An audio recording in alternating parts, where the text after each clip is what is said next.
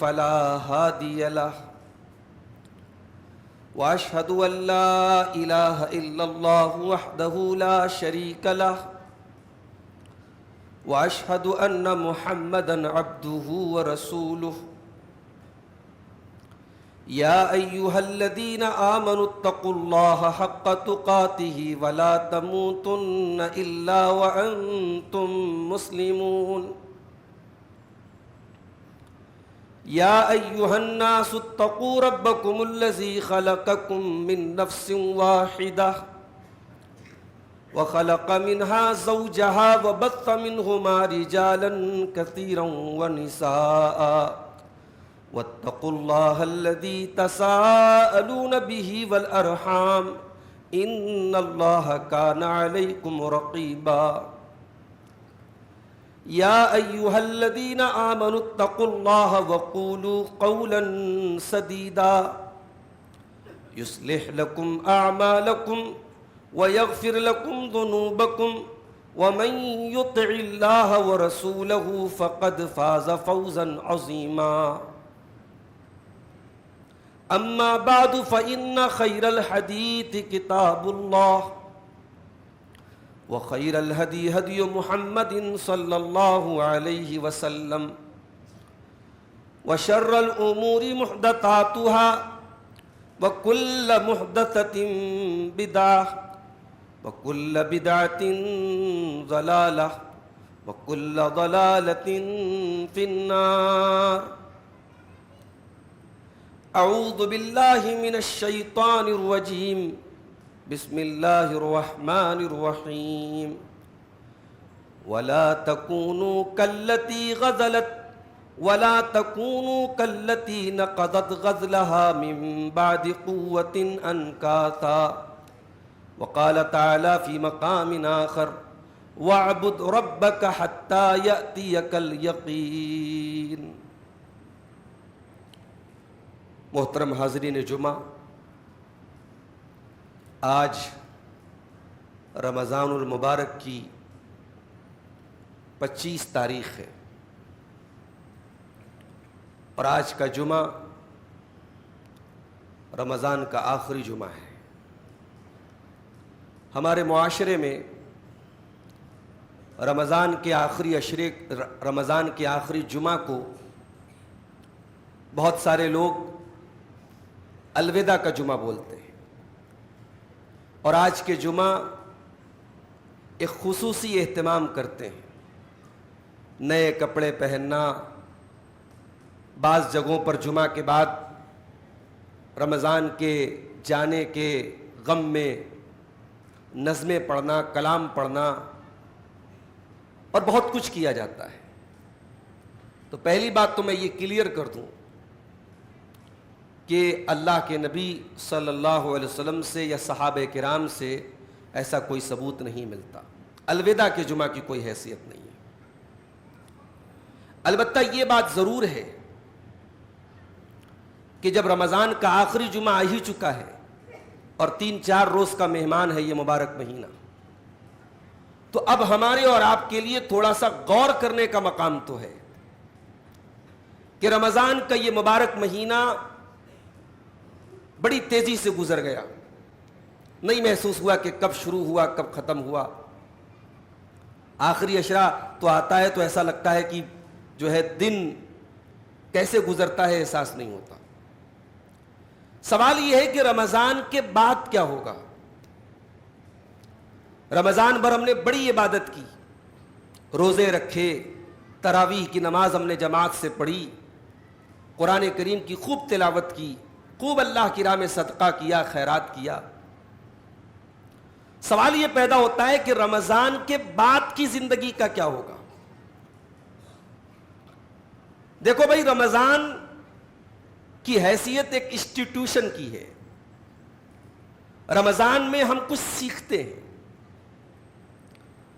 اب سوال یہ ہے کہ رمضان سے ہم نے جو کچھ سیکھا اس کا ہماری ذات پر، ہماری پرسنالٹی پر، ہمارے بیہیویئر پر، ہمارے اخلاق پر کتنا اثر پڑا. رمضان ہمیں سب سے پہلا درس دیتا ہے تقویٰ کا. قرآن کریم میں اللہ تعالیٰ نے جب رمضان کے روزے کا ذکر کیا تو سب سے بنیادی بات، سب سے اہم بات جو روزے کا اصل مقصد ہے وہ کیا بیان کیا اللہ نے؟ یا ایھا الذین آمنوا کتب علیکم الصیام کما کتب علی الذین من قبلکم لعلکم تتقون۔ اے ایمان والو، یہ روزہ تم پر اس لیے فرض کیا گیا تاکہ تم متقی بن جاؤ، پرہیزگار بن جاؤ، اللہ کی حرام کردہ چیزوں سے بچنے والے بن جاؤ۔ رمضان کا پہلا سبق یہی ہے میرے بھائی۔ رمضان ہمیں یہ سکھاتا ہے کہ تقوی اتنا بھی مشکل نہیں ہے جتنا ہم نے بنا کے رکھا ہے۔ اللہ کے حرام سے بچنا اتنا بھی مشکل نہیں ہے جتنا ہم نے اس کو بنا کے رکھا ہے۔ اگر 30 دن یا 29 دن پورا ایک مہینہ ہم 14 گھنٹے 14.5 گھنٹے اپنی جائز شہوتوں کو چھوڑ سکتے ہیں، اپنی ضروریات کو چھوڑ سکتے ہیں، تو ہم اللہ کے حکم پر حرام چیزوں کو کیوں نہیں چھوڑ سکتے؟ اسی لیے روزہ کے بارے میں اللہ کے نبی فرماتے ہیں کہ الصیام جنۃ، روزہ ایک ڈھال ہے۔ ڈھال جانتے ہیں؟ ڈھال میدان جنگ میں ایک فوجی، ایک آرمر سامنے والے کے حملے سے ڈیفنس کرنے کے لیے جو ہتھیار یوز کرتا ہے، جو آلہ یوز کرتا ہے، اس کو ڈھال بولتے ہیں۔ روزہ ڈھال ہے۔ روزے کی حالت میں آپ ہیں، اللہ کے رسول فرماتے ہیں کہ جب کوئی انسان روزے کی حالت میں ہو تو اپنی زبان سے کوئی بیہودہ بات نہ نکالے، کوئی غلط بات نہ نکالے۔ سامنے والا اگر اس سے لڑائی کرے، اس سے گالی گلوچ کرے، تب بھی وہ اپنے منہ سے ایسی بات نہ نکالے۔ بھئی ہم سب جانتے ہیں کہ روزے کی حالت میں انسان کا معدہ خالی ہوتا ہے، اور جب معدہ خالی ہوتا ہے تو ٹیمپر ہائی ہوتا ہے، انسان کے اندر چڑچڑاپن پیدا ہوتا ہے، انسان کے اندر غصہ جلدی آتا ہے۔ تو شریعت کو تو ہمیں چھوٹ دینی چاہیے۔ ہم تو 14 گھنٹے کا روزہ رکھ رہے ہیں، گرمی کا 42 41 کا پارا چل رہا ہے، ہمیں تو اجازت ہونی چاہیے کہ صاحب ہم اتنی کٹھن اور اتنی محنت والی عبادت کر رہے ہیں، 2-4 باتیں کسی کو سنا دے تو کیا فرق پڑتا ہے؟ ہم تو بھوکے پیاسے، صبح 4 بجے سے 5 بجے سے کچھ نہیں کھایا ہم نے، مگر یہاں الٹا ہو رہا ہے۔ اللہ کے نبی خاص طور سے تاکید کر رہے ہیں کہ اگر آپ روزے کی حالت میں ہیں تو اپنی طرف سے پہل بھی نہیں کرنا ہے، اور سامنے والا اگر آپ کو کچھ برا بھلا کہے تو آپ کو ضبط کر جانا ہے، آپ کو اپنے اوپر قابو کرنا ہے، اور آپ کو کہنا ہے میں روزے سے ہوں۔ یہ ہے روزے کا سب سے بڑا سبق۔ روزہ آپ کو سیلف کنٹرول سکھاتا ہے۔ روزہ یہ سکھاتا ہے کہ ہمارے ایموشنز اپنی جگہ، ہمارے جذبات اپنی جگہ، ہمارا غصہ اپنی جگہ، اور اللہ کا فرمان اپنی جگہ۔ یہ ہے تقوی کا میرے بھائیوں، سب سے اہم مفہوم یہی ہے تقوی کا۔ روزہ ہمیں اللہ کا ڈر سکھاتا ہے۔ آپ نے صبح 5 بجے کا پانی پیا ہے، ظہر کی نماز کے لیے آپ آئے، جمعہ کی نماز کے لیے آپ آئے، وضو کیا آپ نے، کلی کرنے کے لیے منہ میں پانی ڈالا آپ نے، پانی آپ کے منہ تک گیا، آپ کا حلق سوکھ کر کے کانٹا ہو رہا ہے، لیکن اس پانی کو آپ نے حلق کے نیچے اترنے نہ دیا۔ دنیا میں کسی کا ڈر نہیں ہے، کسی کے دیکھنے کا ڈر نہیں ہے، کسی کیمرے کا، کسی CCTV کیمرے کا ڈر نہیں ہے۔ اگر کوئی ڈر ہے تو اللہ رب العالمین کا ڈر ہے کہ ایک قطرہ بھی پانی میرے حلق کے نیچے گیا تو میں اللہ کو کیا منہ دکھاؤں گا۔ تو جو انسان روزے کی حالت میں ایک قطرہ پانی اپنے حلق کے نیچے نہیں ڈالتا کہ اللہ ناراض نہ ہو جائے، وہ حرام کا لقمہ اپنے حلق کے نیچے کیوں اتارتا ہے میرے بھائی؟ جو انسان 14 گھنٹے اپنے کھانے سے، پینے سے، اپنی جائز شہوت سے رک جاتا ہے، باقی سال کے 11 مہینے وہ ناجائز کاموں سے اور حرام کاموں سے اپنے آپ کو کیوں نہیں بچا سکتا ہے؟ یہ سب سے بڑا سبق ہے روزے کا۔ روزہ ہمیں یہ بتاتا ہے کہ اللہ تبارک و تعالی کی قدرت، اس کا علم، اس کی پکڑ ہر جگہ ہے۔ ہم کائنات کے کسی بھی کونے میں چلے جائیں، اللہ کی پکڑ سے بچ نہیں سکتے۔ ان بطش ربک لشدید، اللہ کی پکڑ بڑی سخت ہے۔ حضرت لقمان کی وہ نصیحت آپ کو یاد ہے جو انہوں نے اپنے بچے کو کی تھی؟ یا بنی انہا ان تک مثقال حبۃ من خردل فتکن فی صخرۃ او فی السماوات او فی السماوات او فی الارض یأت بها اللہ ان اللہ لطیف خبیر۔ حضرت لقمان اپنے بچے سے کہتے ہیں، کیا ہے بچے، دیکھ اگر ایک رائی کے دانے کے برابر بھی تو کوئی عمل کرے گا، رائی جانتے ہوں گے آپ، پتہ نہیں آپ کیا کیا بولتے ہیں، وہ رائی بولتے ہیں۔ رائی جو ہے ایک بڑا معمولی سا ایک مسالہ ہوتا ہے جو کھانے وغیرہ میں ڈالا جاتا ہے، اللہ تعالیٰ نے اس کا نام لیا کہ رائی کے دانے کے برابر بھی اگر کوئی چیز ہوگی اور کسی چٹان کے نیچے، آسمانوں میں کہیں، زمین میں کہیں ہوگی، اللہ تبارک و تعالیٰ اس کو بھی سامنے لے آئے گا۔ یہ روزے کا سبق ہے میرے بھائی، اللہ کا ڈر، اللہ کا تقوی، اللہ کا خوف۔ روزہ ہمیں بھوک و پیاس کی تکلیف میں جب ہم مبتلا ہوتے ہیں تو ہمیں دنیا کے ان کروڑوں انسانوں کی بھوک کا احساس دلاتا ہے جو اپنی مجبوری کی وجہ سے بھوکے ہیں۔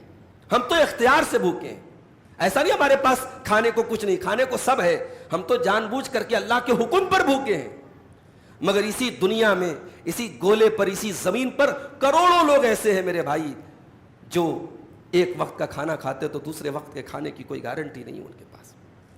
فلسطین کے ویڈیوز آپ کے سامنے سے بھی گزرے ہوں گے، کھانے پینے کی چیزیں جب وہاں بانٹی جاتی ہے شہر غزہ میں تو بچوں کی لائن لگ جاتی ہے، عورتوں کی لائن لگ جاتی ہے، ہفتوں سے، کئی دنوں سے ان کو کھانے کی کوئی چیز نصیب نہیں ہوتی، کچھ ملتا ہے تو وہ بھوکے شیر کی طرح ٹوٹ پڑتے ہیں۔ دنیا کے ان لاکھوں کروڑوں بھوکوں کی تکلیف کا احساس ہمیں روزہ دلاتا ہے میرے بھائی۔ روزہ ہمارے دل میں ایک دوسرے کی محبت کا احساس دلاتا ہے۔ اسی لیے اللہ کے نبی رمضان کی حالت میں، روزے کی حالت میں زیادہ سخاوت کرتے تھے۔ حضرت عبداللہ ابن عباس کہتے ہیں اللہ کے نبی صلی اللہ علیہ وسلم تیز چلنے والی آندھی سے بھی زیادہ سخی ہو جاتے تھے رمضان کے مہینے میں۔ تو رمضان تو جا رہا ہے میرے بھائی، سوال یہ ہے کہ ہمیں کیا سکھا کے جا رہا ہے؟ ہمارے اندر کچھ چینجنگ آئی کہ نہیں آئی؟ کہیں ایسا تو نہیں کہ عید کا چاند نظر آتے ہی ساری نیکی، سارا تقوی، ساری دینداری، ساری نماز کی پابندی، ساری قرآن کی تلاوت، سارا اعتکاف، ساری مہینے بھر کی عبادتیں ایک پل میں ہماری ختم ہو جاتی ہیں؟ ہمارا نوجوان اگلے دن مسجد میں نظر نہیں آتا، اس کے چہرے سے دینداری غائب، اس کے اخلاق سے دینداری غائب، اس کے گھر سے دینداری غائب، ایسا کیوں ہے میرے بھائی؟ اللہ تعالیٰ نے قرآن کریم میں ایک عورت کا ذکر کیا۔ عرب میں ایک عورت رہتی تھی، وہ کیا کرتی تھی؟ سوت تیار کرتی، دھاگا۔ اس زمانے میں چرخہ ایک ہوتا تھا، چرخے کے ذریعے وہ دھاگا تیار کرتی تھی بڑی محنت سے، اور جب ڈھیر سارا دھاگا تیار ہو جاتا تھا تو وہ کیا کرتی تھی کہ اس کو پکڑ کے کاٹ دیتی تھی۔ اپنی محنت سے تیار کیے گئے اس پورے اس دھاگے کو وہ ٹکڑے ٹکڑے کر دیتی تھی۔ اللہ نے فرمایا وَلَا تَكُونُوا كَالَّتِي نَقَضَتْ غَزْلَهَا مِن بَعْدِ قُوَّةٍ أَنْكَاثًا، اے میرے بندو تم کبھی بھی نیکی کرنے کے بعد گناہ کر کے اپنی نیکیوں کو برباد نہ کر دینا، اپنی نیکیوں پر پانی نہ پھیر دینا، تم اس عورت کی طرح نہ ہو جانا کلتی نقضت غزلها، جس نے اپنے ہی تیار کیے گئے سوت کو اور دھاگے کو کاٹ ڈالا، من بعد قوت انکاسا، بڑی طاقت سے، بڑی محنت سے اس کو تیار کیا اور پھر اسی دھاگے کو ٹکڑے ٹکڑے کر ڈالا، برباد کر ڈالا، ختم کر ڈالا۔ اس عورت کی طرح تم مت ہو جانا۔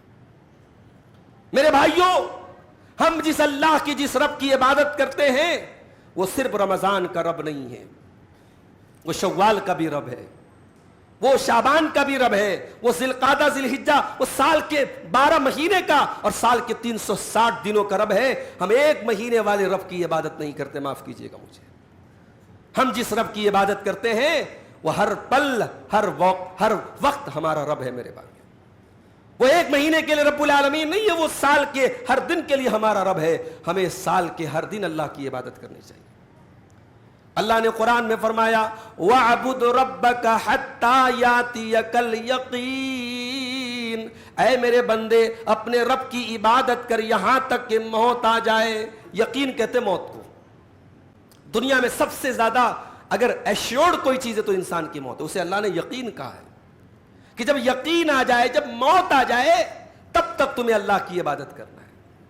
اس کا مطلب یہ ہوا کہ ہم رمضان سے ایگزٹ ہوں گے، ہم اللہ کی عبادت سے ایگزٹ نہیں ہوں گے۔ رمضان ختم ہوگا، اللہ کی عبادت نہیں ختم ہوگی۔ رمضان تو ہمیں تیار کر رہا ہے میرے بھائی، پریپیئر کر رہا ہے۔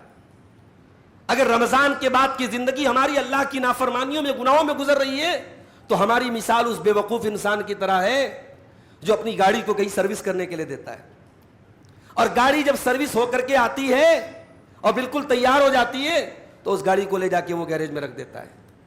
بھئی گاڑی کی سروس اس لیے نہیں کرائی جاتی کہ اس کو لے جا کے دھول کھانے کے لیے رکھ دیا جائے، اس کو چلانے کے لیے، اس کو یوز کرنے کے لیے اس کی سروس کرائی جاتی ہے۔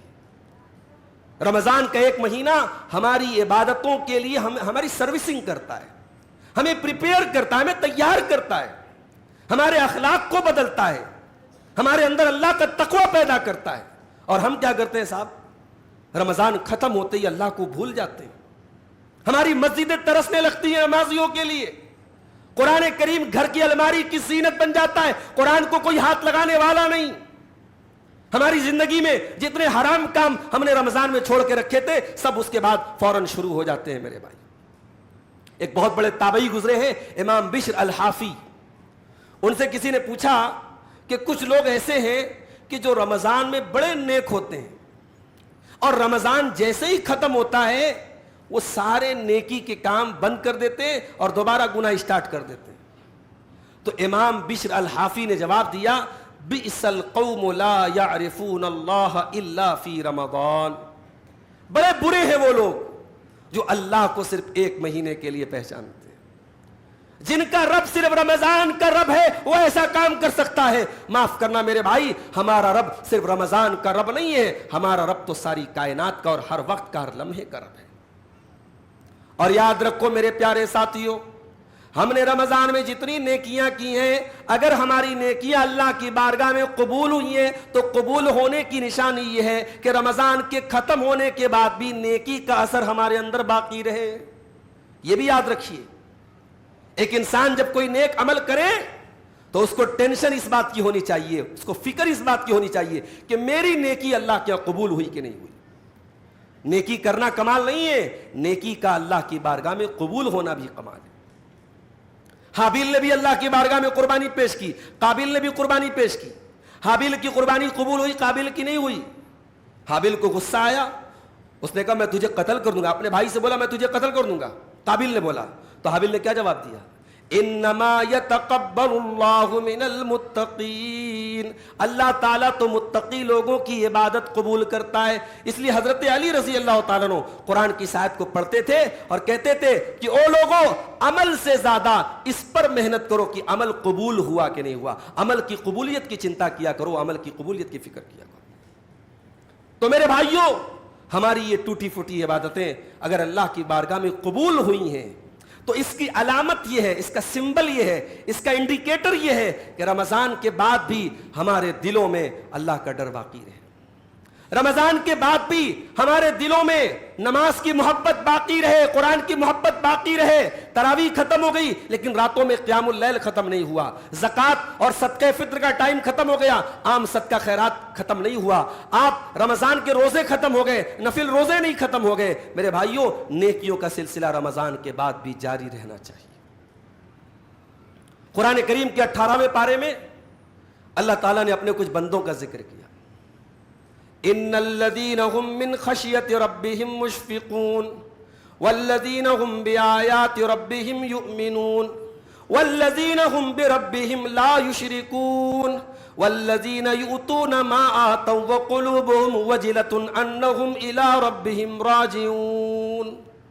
اللہ نے فرمایا میرے کچھ بندے ایسے بھی ہوتے ہیں جو ہمارے خوف سے، ہمارے ڈر سے کانپتے رہتے ہیں، اور جو ہماری آیتوں کے اوپر ایمان رکھتے ہیں، جو ہمارے ساتھ شرک نہیں کرتے ہیں۔ والذین یؤتون ما آتوا، اور وہ اللہ کی راہ میں صدقہ کرتے ہیں، خیرات کرتے ہیں، اللہ کی راہ میں اپنا مال خرچ کرتے ہیں، اور ان کے دل میں ڈر ہوتا ہے انہم الی ربہم راجعون، کو ان کے اپنے رب کے پاس جانا ہے۔ وہ صدقہ کر کے بھی ڈرتے رہتے ہیں، وہ نیکی کر کے بھی ڈرتے رہتے ہیں۔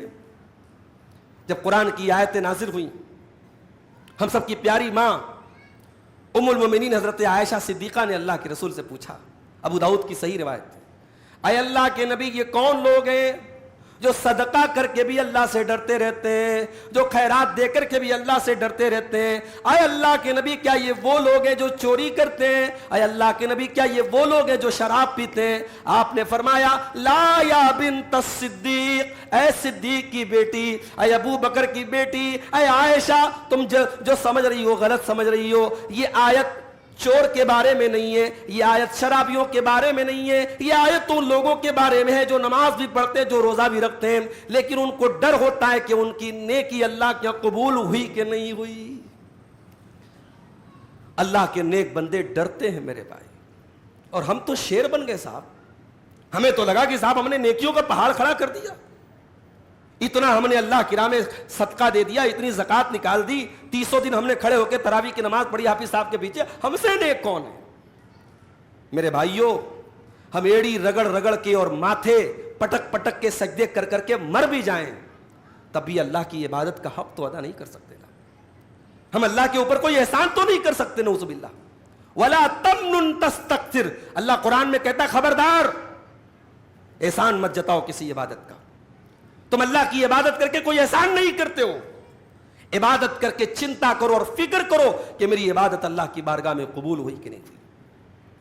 حضرت ابراہیم علیہ السلام کو دیکھو میرے بھائیوں, حضرت ابراہیم علیہ السلام خانہ کعبہ کی تعمیر کر رہے ہیں, زمین پر اللہ کی پہلی مسجد, پہلا گھر خانہ کعبہ, جس کو فرشتوں نے بنایا, یا بعض روایات کے مطابق حضرت آدم علیہ السلام نے سب سے پہلے بنایا تھا, اس کو ری بلڈ کر رہے ہیں, اس کو نئے سرے سے حضرت ابراہیم علیہ السلام بنا رہے ہیں.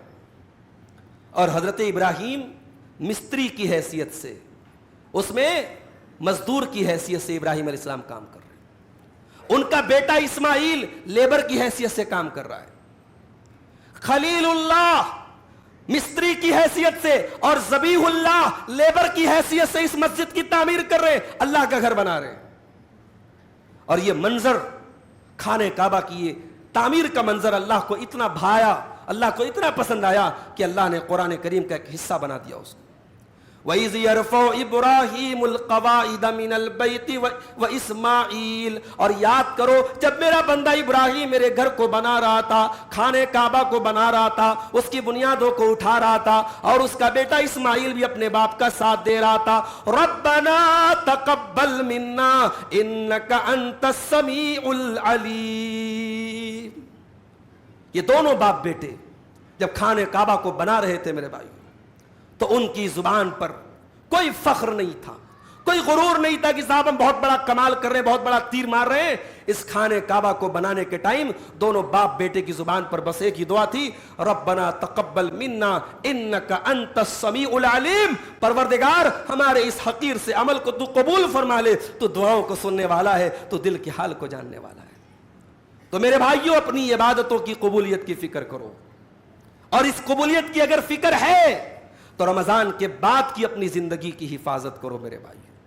ایسا نہ ہو کہ رمضان کی زندگی اور اس کے بعد کی زندگی اس کی اپوزٹ ہو, ورنہ اس بات کا ڈر ہے کہ کہیں ہماری یہ نیکیاں ہمارے منہ پر مار نہ دی جائیں میرے بھائی. رمضان کے آخر میں ایک عبادت اور ہم کرتے ہیں جس کو ہم صدقہ فطر بولتے ہیں. اللہ کے نبی صلی اللہ علیہ وسلم نے صدقہ فطر کو فرض قرار دیا. اللہ کے نبی نے فرمایا, حضرت عبداللہ ابن عمر کہتے ہیں کہ اللہ کے نبی نے صدقہ فطر کو فرض کیا ہے 1 سا جو یا 1 سا کھجور ہر آزاد پر, غلام پر, مرد پر, عورت پر, چھوٹے پر, بڑے پر جو مسلمان ہو. اب یہ سا جو ہوتا تھا, سا اس زمانے میں ایک پیمانہ ہوتا تھا, گلے کو ناپ کر کے دیتے تھے اس میں. تو سا 4 مٹھی بھر کے جب اناج دیتے تھے وہ 1 سا ہوتا تھا. جب اس کو کیلکولیٹ کیا گیا آج کے وزن کے حساب سے, تو وہ 2 کلو 100 گرام سے لے کر کے 2 کلو 700-800 گرام تک ہلکی اور بھاری چیزوں میں الگ الگ وزن اس کا آتا ہے. لیکن ایک احتیاطی مقدار جو ہمارے یہاں گیہوں استعمال ہوتا ہے یا آٹا استعمال ہوتا ہے, جو چاول استعمال ہوتا ہے, ایک احتیاطی مقدار علماء نے بیان کی کہ 2.5 کلو انف ہے, وہ 2.5 کلو جو ہے آپ کا 1 سا کے برابر ہو جاتا ہے. اب حدیث میں سا اناج دینے کا ذکر آیا. بعض علماء کا موقف یہ ہے, بڑا سخت موقف ہے, کہ صاحب آپ کو اناج ہی دینا ہے, اناج کے علاوہ اگر آپ کوئی رقم دیں گے تو جائز نہیں ہے, اناج کی آپ قیمت نہیں دے سکتے. ابھی آج ایک صاحب نے شیخ ابن عثیمین رحمہ اللہ کا فتویٰ بھیجا, انہوں نے کہا کہ فقیر کیا کرتا ہمیں اس سے مطلب نہیں ہے, ہم جس غریب کو صدقہ فطر دے رہے ہیں وہ کیا کرتا ہے اس سے مطلب نہیں ہے, ہمیں نبی نے اناج دینے کا ذکر کیا ہے, ہم اناج دیتے ہیں. دیکھیے ایک بات آپ سمجھ لیجئے, جہاں عبادت میں مال کا معاملہ آئے, جہاں مال دینے کا معاملہ ہے, وہاں ہم احتیاط کا پہلو نکالتے ہیں. مثال کے طور پر بنارس میں ساڑی کا کاروبار ہوتا ہے, اب کسی کے پاس 1 لاکھ کی ساڑی ہے تو ساڑی کی زکات تو ساڑی سے نکلنی چاہیے, مگر ایسا تو نہیں کیا جاتا. ساڑی کی ایک ویلیو نکالی جاتی ہے اور پھر اس کی لوگ پیسے کے ذریعے زکات نکالتے ہیں. وہاں تو ہم نہیں کہتے صاحب کہ ساڑی ہے تو ساڑی کی زکات نکالنی چاہیے. تو ہم جس مقصد کے لیے صدقہ فطر نکال رہے ہیں, حدیث میں آتا ہے کہ فقیر کو, غریب انسان کو ہم عید کے دن کسی کے گھر کا چکر نہ لگائے, عید کے دن کم سے کم کسی کے آگے ہاتھ نہ پھیلائے, ہم اس کو اس سے بے نیاز کر دیں. یہ مقصد ہے صدقہ فطر کا. تو یہاں اتنی سختی کرنا کہ صاحب قیمت نہیں دے سکتے, اور قیمت اگر دیں گے تو ادا نہیں ہوگی, اتنی سختی مناسب نہیں ہے. کیونکہ ہم صدقہ فطر جس غریب کے لیے دے رہے اس کا فائدہ کس میں, ہم یہ دیکھیں. آپ اللہ کے نبی کے دور میں 1 سا دیا جاتا تھا, آج آپ سا کے ذریعے تو نہیں دے رہے, آپ کلو گرام کے ذریعے تول کے دے رہے ہیں, کیونکہ آپ اندازہ لگا رہے ہیں کہ اس سا کے برابر اتنا کلو گرام ہوتا ہے. آپ یہاں اندازہ لگانے کی بات کر رہے ہیں تو آپ قیمت کیوں نہیں نکال سکتے؟ تو قیمت کے معاملے میں بہت سختی کرنا, اور ہم یہ دیکھتے ہیں اسی سماج میں کہ جن غریبوں کو صدقہ فطر کا اناج دیا جاتا ہے, ڈھیر سارا اناج ہو جاتا ہے, 50 روپے کے جی میں جو چاول آپ لائیں گے وہ 25 میں جا کے بیچتا ہے وہ غریب آدمی, تو اس کا نقصان نہیں ہو رہا ہے. تو ایسی, میں یہ نہیں کہتا اناج دینا بہتر ہے, افضل ہے, سامنے والے کو اگر اناج کی ضرورت ہے آپ اناج دیں, لیکن اگر اناج کے ذریعے اس کا کام نہیں بن رہا ہے, پیسہ اس کے حق میں زیادہ بہتر ہے, تو پیسہ دیا جا سکتا ہے. بعض لوگ کہتے ہیں صاحب اگر ہم نے اس کو صدقہ فطر میں پیسہ دے دیا تو وہ شراب بھی پی سکتا ہے, وہ کسی غلط کام میں بھی استعمال کر سکتا ہے. تو بھائی غلط کام میں تو آپ اناج دیں گے اس کو بھی استعمال کر سکتا ہے, آپ اس کو کہاں تک کنٹرول کرو گے؟ جو انسان گڑبڑ ہے وہ آپ کا اناج لے جا کے اونے پونے بیچ دے گا اور اس پیسے کا بھی غلط استعمال کرے گا. تو بہرحال صدقہ فطر اناج سے دینا افضل اور بہتر ہے, لیکن قیمت میں بھی دیا جا سکتا ہے. علامہ ابن تیمیہ وغیرہ کا موقف یہ ہے اور مضبوط موقف ہے یہ. صدقہ فطر آپ کو کب دینا ہے؟ عید کی نماز کے پہلے دینا ہے. اگر عید کی نماز کے بعد آپ دیتے ہیں تو آپ کا صدقہ فطر اللہ تعالیٰ کیا قبول نہیں ہوگا. جیسے قربانی عید الاضحیٰ کی نماز کے پہلے کرتے ہیں تو قربانی آپ کی قربانی نہیں ہوگی, عام ذبیحہ ہوگی. ایسی ہی صدقہ فطر اگر آپ عید کی نماز کے بعد دیتے ہیں وہ عام صدقہ ہوگا, وہ صدقہ فطر نہیں مانا جائے گا. تو کوشش کریں آپ کی عید کا چاند نکلتے ہی دے دیں, 1-2 دن پہلے بھی آپ دے سکتے ہیں, عید والے دن بھی آپ دے سکتے ہیں, لیکن بہتر ہے کہ آپ عید والی چاند رات کو ہی دے دیں آپ, تاکہ اس غریب کے گھر میں وہ چیز پہنچ جائے. اس کے بعد ہم عید کی 2 رکعت نماز پڑھتے ہیں, اور یہ عید کی جو 2 رکعت نماز ہم پڑھتے ہیں میرے بھائیوں, یہ ایک شکرانہ ہے. ہم اللہ کا شکر ادا کرتے ہیں کہ اے اللہ جس طریقے سے تو نے 1 مہینے کے روزے کی ہمیں توفیق بخشی, 1 مہینہ ہم نے تیری عبادت کی, آج تیری بارگاہ میں ہم سر جھکا کر اور یہ 2 رکعت نماز پڑھ کے ہم تیری بارگاہ میں شکر ادا کرتے ہیں. اور اے اللہ ہم تجھ سے دعا کرتے ہیں کہ آئندہ زندگی میں بھی ہمیں تو اپنی نیکی کے کام کرنے کی ہمیں توفیق دینا. اس بات کا اظہار ہم کرتے ہیں اس عید کی نماز کے لیے. عید کی نماز میں ضرور اپنے گھر کی عورتوں کو بھی شامل کریں, اور عید کی نماز اللہ کے نبی کھلے میدان میں پڑھتے تھے, عیدگاہ میں پڑھتے تھے. مجبوری میں مسجد میں پڑھی جا سکتی ہے ورنہ عیدگاہ میں پڑھنی چاہیے, اور عورتوں کو بھی ضرور لے کے جانا چاہیے. حضرت ام عطیہ کہتی ہیں کہ اللہ کے نبی صلی اللہ علیہ وسلم ہمیں حکم دیتے تھے کہ ہم کنواری عورتوں کو, شادی شدہ عورتوں کو اور پردے والی عورتوں کو سب کو لے کر کے ہم جائیں. اور اللہ کے نبی نے یہاں تک فرمایا کہ اگر کوئی عورت پیریڈ میں ہے تو وہ بھی عیدگاہ میں جائے, مسلمانوں کی نماز سے الگ رہے گی لیکن ان کی دعا میں شامل ہے. یعنی عیدین کی جو دعا ہے, امام کی دعا ہے, وہ بہت امپورٹنٹ ہے, اور اس میں سارے لوگ شامل ہوں, مرد بھی شامل ہوں, عورتیں بھی شامل ہوں. اس کی تاکید کی اللہ کے نبی نے. مگر ایک بات کا خیال رکھیے, ہماری مائیں بہنیں جب عید کی نماز کے لیے جائیں تو وہ پہلی بات تو مکمل پردے میں جائیں, دوسری بات یہ ہے کہ وہ خوشبو وغیرہ لگا کے نہ جائیں. جس طریقے سے عام حالات میں عورت کا خوشبو لگا کر کے نکلنا غیر مردوں کے پاس سے اس کا گزرنا حرام قرار دیا گیا ہے، نماز کے لیے جب کوئی عورت نکلتی ہے تو خاص طور سے منع کیا گیا ہے۔ تو اپنی ماؤں بہنوں سے ہم کہنا چاہتے ہیں، بہت میک اپ کر کے اور بہت خوشبو والے جو ہے آئٹمس لگا کر کے اور بالکل بن سنور کر کے اور بے پردہ ہو کر کے اگر کوئی عورت جاتی ہے تو ایسا جانا بالکل بھی مناسب نہیں ہے، اور ہم یہ اسلام کی غلط چھوی پیدا کر رہے ہیں میرے بھائی۔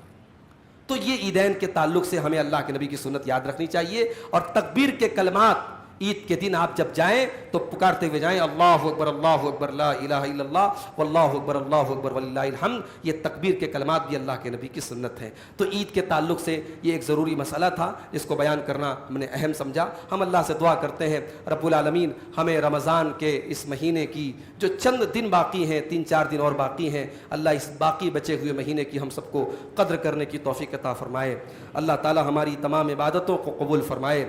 ہم سے جو کمی ہوئی ہے اس مہینے میں، اس مہینے کا حق ادا کرنے میں ہم سے جو کوتاہی ہوئی ہے، اللہ اپنے فضل و کرم سے ہماری کوتاہیوں کو معاف فرما دے۔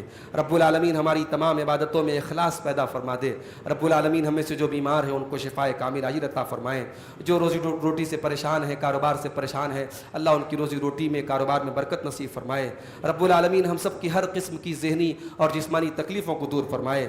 رب العالمین آنے والے ہمارے ملک کے انتخابات میں ایسے لوگوں کو ہمارے ملک کا اقتدار عطا فرمائے جو ملک میں امن، چین اور سکون کی حکومت کر سکیں، اور ملک میں فرقہ پرستی اور اسی طریقے سے نفرت کی سیاست کا اللہ تعالیٰ خاتمہ کر دے۔ رب العالمین ہمارے مساجد کی، ہمارے مدارس کی، ہمارے علماء کی، ہمارے جان و مال کی، ہمارے عزت و آبرو کی حفاظت فرمائے۔ رب العالمین ہم خطا کار ہیں، گنہگار ہیں، مگر تیرے عفو و کرم کے محتاج ہیں، تیری رحمتوں کے طلبگار ہیں۔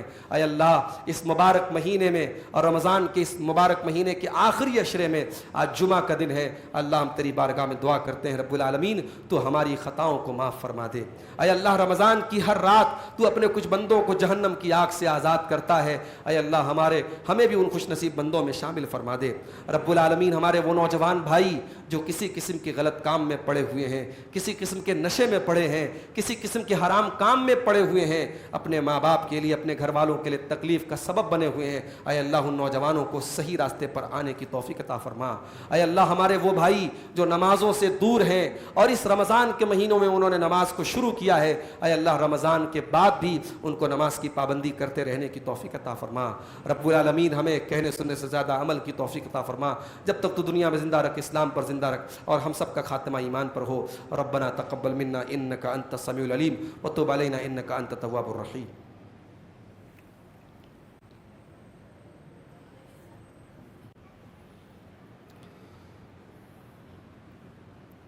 الحمد لله كفى وسلام على عباده الذين اصطفى، أما بعد أعوذ بالله من الشيطان الرجيم، بسم الله الرحمن الرحيم۔ إن الله وملائكته يصلون على النبي يا أيها الذين آمنوا صلوا عليه وسلموا تسليما۔ اللهم صل على محمد وعلى آل محمد كما صليت على إبراهيم وعلى آل إبراهيم إنك حميد مجيد۔ اللهم بارك على محمد وعلى آل محمد كما باركت على إبراهيم وعلى آل إبراهيم إنك حميد مجيد۔ اللهم أعز الإسلام والمسلمين وأذل الشرك والمشركين ودمر أعداء الدين۔ إن الله يأمر بالعدل والإحسان وإيتاء ذي القربى وينهى عن الفحشاء والمنكر والبغي يعظكم لعلكم تذكرون۔